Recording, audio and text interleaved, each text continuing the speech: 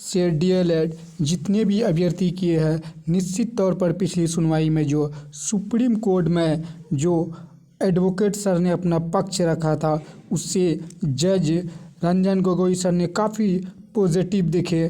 तो ऐसा लग रहा है कि एनआईएस की जीत 80% निश्चित तौर पर हो गई है, बट अभी भी 20% बचा हुआ है।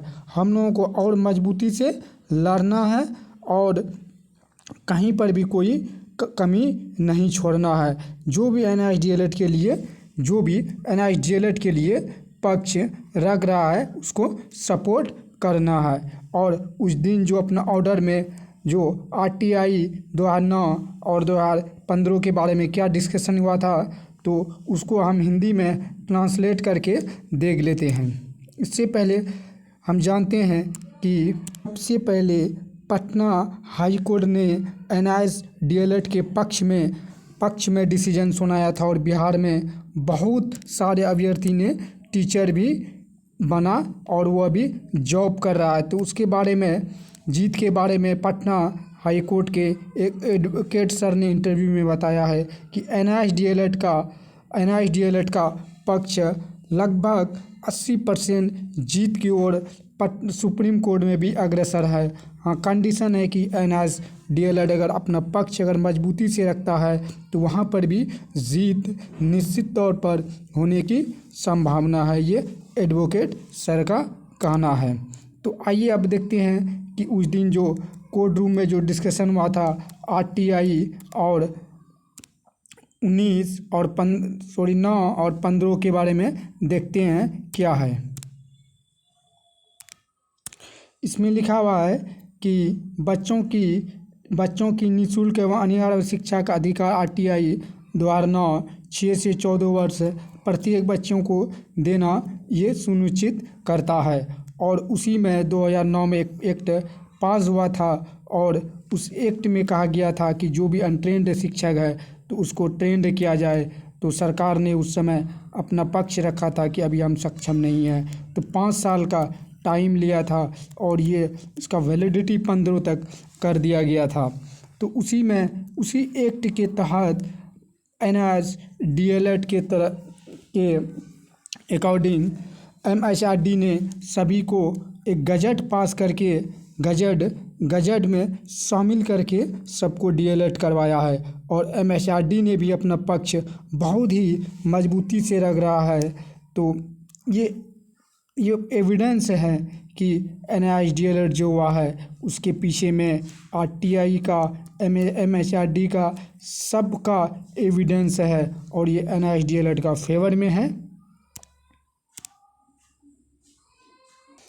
इसलिए हम लोग एनआईएस डीएलएड वाले पॉजिटिव रहे ताकि 10 दिसंबर को जीत सुनिश्चित हो सके और आने वाला जो बीपीएससी टीआरई 4.0 है उसमें निश्चित तौर पर शामिल होगा। और जो भी जॉब कर रहे हैं उसको डरने की आवश्यकता नहीं है। अभी इस वक्त एनआईएस के जितने भी पक्षधार है उसके कंधों से कंधों मिलाकर लड़ने की आवश्यकता है।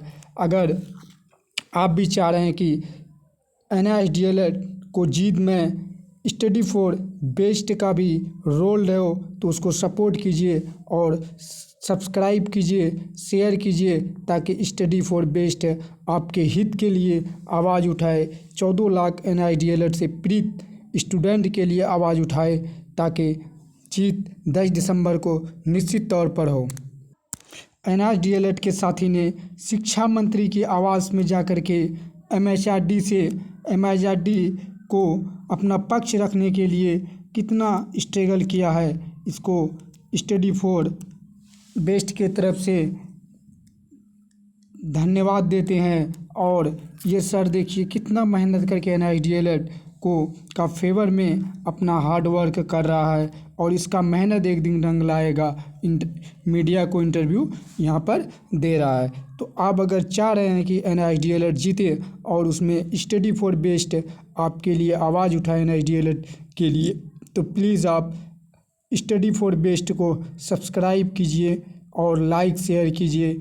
बहुत चैनल को आपने सब्सक्राइब किया है तो क्या आप स्टडी फॉर बेस्ट को जो NIST DLED के पक्ष में आवाज़ उठा रहा है, 14 लाख प्री DLED के पक्ष में आवाज़ उठा रहा है, तो उसको आप सब्सक्राइब कीजिए। आपके लिए हमेशा स्टडी फॉर बेस्ट जहाँ तक हो तो आपके लिए खरा उतरेगा। Thank you for watching this video.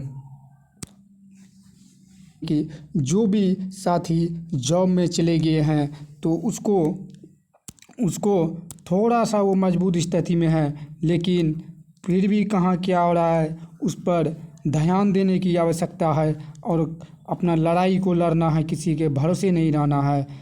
तो इसलिए thank you for watching this video.